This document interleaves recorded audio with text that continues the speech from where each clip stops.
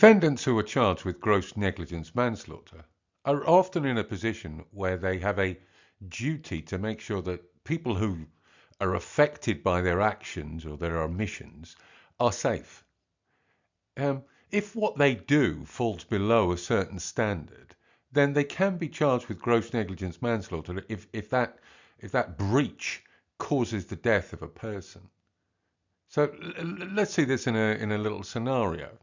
Um, this is Jack who has a restaurant that isn't doing too well. He's understaffed, and a lot of the time he's having to cook on his own. Now one day he has a group booking from an old people's home, and he's preparing them chicken, but because he's understaffed and he's a bit rushed, he serves the chicken half raw. Now, two of the residents of the care home who are eating in his restaurant, um, they contract salmonella and food poisoning, and one of them dies.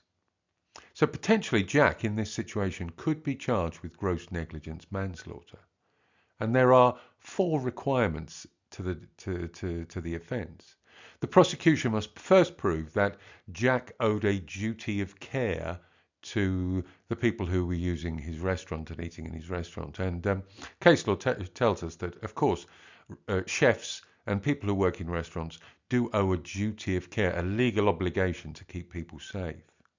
The second requirement is that Jack's actions or omissions must be grossly negligent. He must fall below a standard of care for those people that's so bad, that's so awful that it becomes criminal in nature.